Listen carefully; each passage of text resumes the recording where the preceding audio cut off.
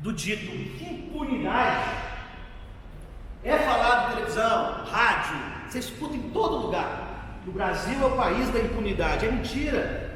Vamos refazer? O Brasil é o país da impunidade para quem tem capital. Porque o pobre está preso. Doutor Adriano, só um minutinho. Fica à vontade. É um velho ditado, chega cá, que eu já cansei de ouvir. A justiça morde quem está sem bola. Ou então a justiça, ela é igual vaca. Para um dá leite, para outros dá coice. Quem é que gosta de prestar um depoimento com um delegado? Ainda mais a pessoa que estava na rua. Ele foi capturado, essa é a palavra, capturado e levado a prestar um depoimento sem intimação, sem comunicação, sem nada. Sem nada. Eu só queria falar com os juízes de fato, o que o doutor Adriano acabou de dizer aqui é o tido como colcha de retalhos. Eu pego parte daqui, parte dali, parte daqui, mas só parte ou cor daquilo que me interessa. O que não interessa não está nessa colcha de retalho. Exato. E o direito à vida, se falando de duas pessoas diferentes. Porque a vida é claro que vai ficar com a vítima que perdeu a vida. É óbvio. Então, por que a vítima perdeu a vida, uma pessoa tem que perder a liberdade? O Ministério Público confunde vida, liberdade, com mercadorias colocadas no mercado como se fosse gôndola, Dando prechos. O direito penal. Quem dá a Constituição, doutor, sou eu. Posso continuar, doutora? Pode. A gente interrompeu a senhora, né? Interromperam. Não. Você interrompeu? doutor, eu vou pedir a Vossa Excelência, por gentileza, é sempre assim. não nos incomodar, porque Quando é a toda vez tréplica, que eles vêm a é réplica, isso. na tréplica, a É defesa isso. não fala. Toda vez. Falta o respeito, é isso que Toda falta. vez. Falta o respeito às normas postas. Já chamou o advogado de mentiroso, justamente? Vou pedir para a doutora uma parte.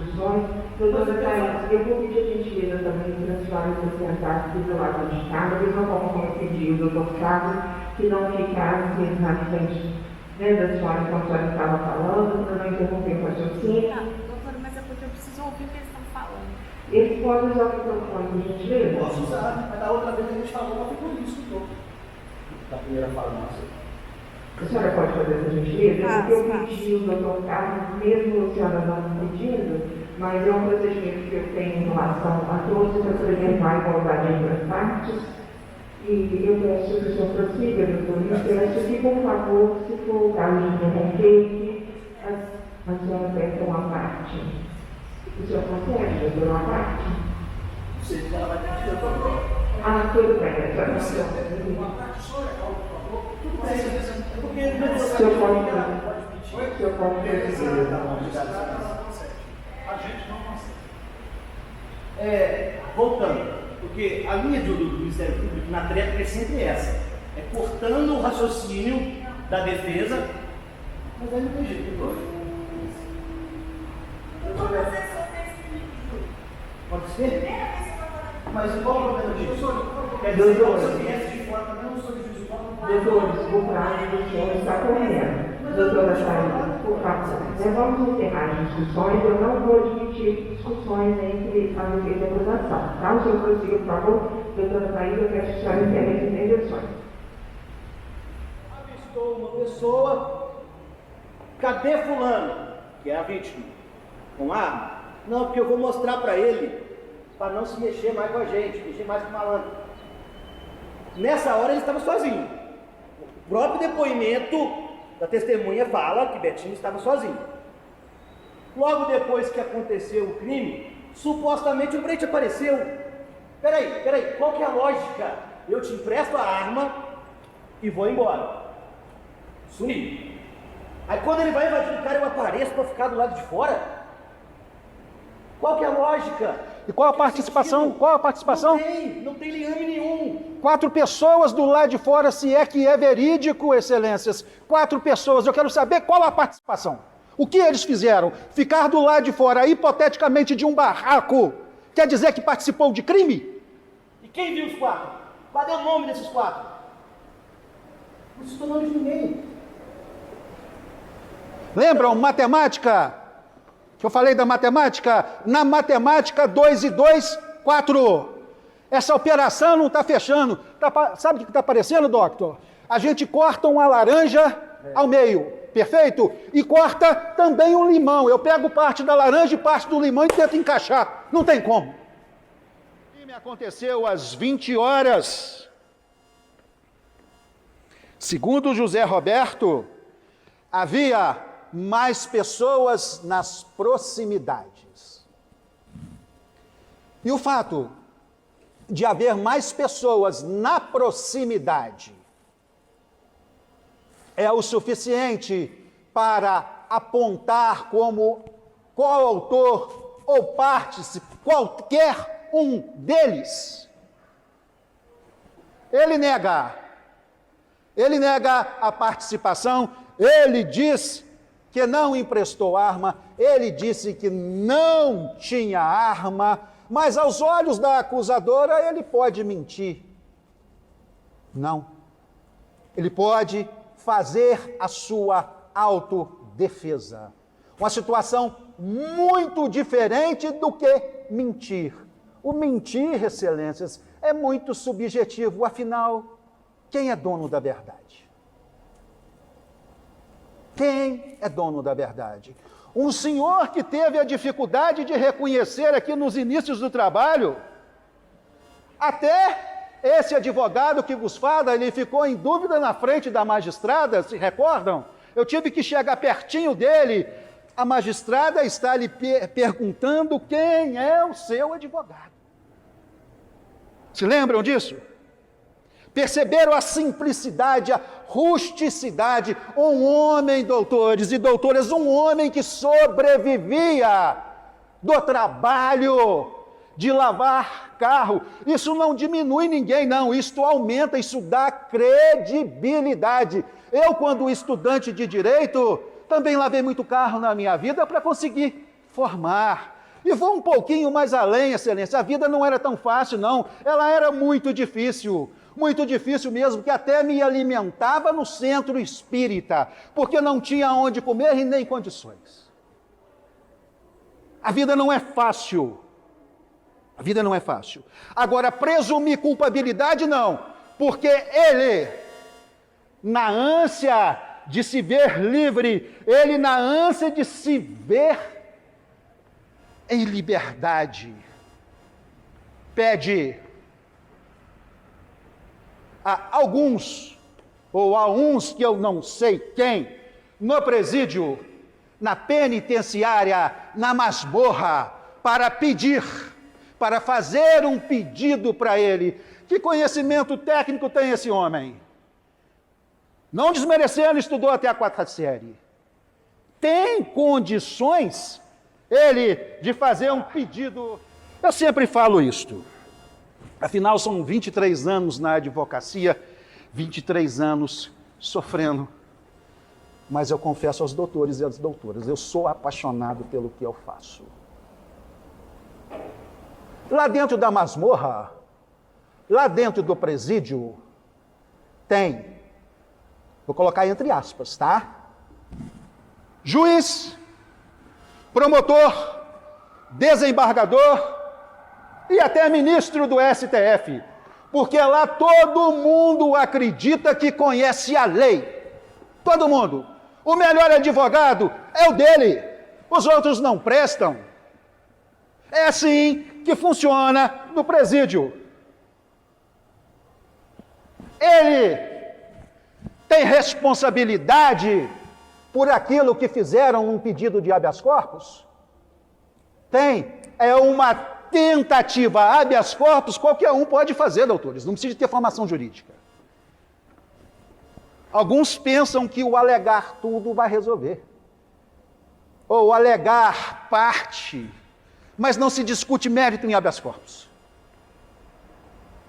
Os ministros lá do presídio estão enganados. Estão enganados e o pior de tudo é que não aceitam conselho. Nobre colega, nós que somos do Tribunal do Júri, nós temos que ser apaixonados pela instituição, porque nós somos julgados a todo e qualquer momento, a toda e qualquer circunstância.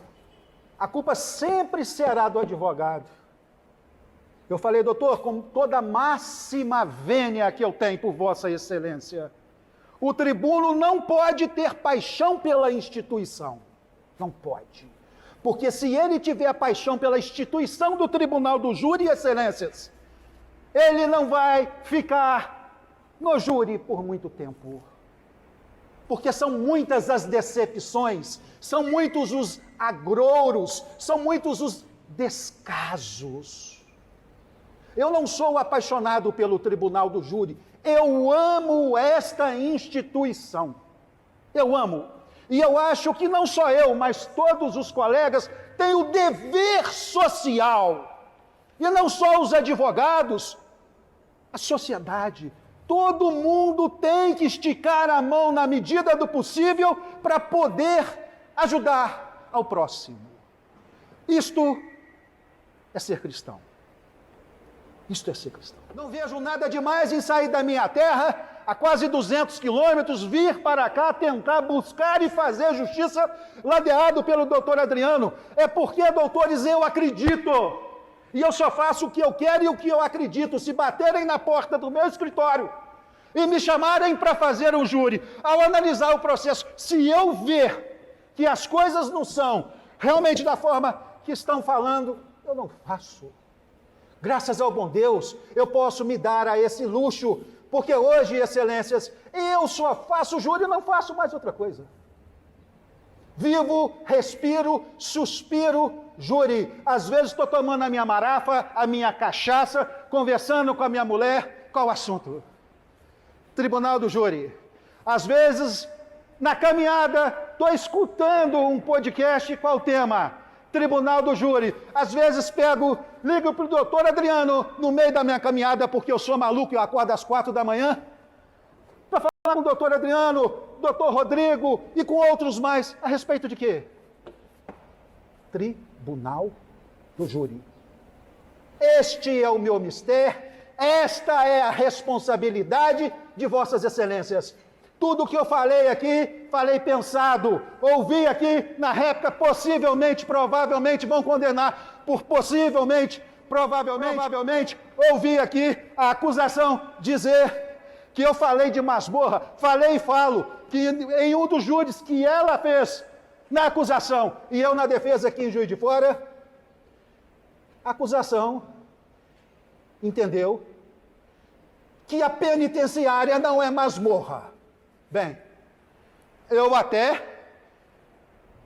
deixo as ressalvas, porque o mundo dela é totalmente diferente do nosso mundo. Penitenciária é masmorra, sim. Falei e repito, é justamente para provocar, para ela vir a réplica e falar de motivo de crime, mas não linkar Carlos. Linka Betim, Roberto já foi condenado a 18 anos. Tem 18 anos nas costas, no lombo, pela uma atitude que ele praticou, não tem nada demais.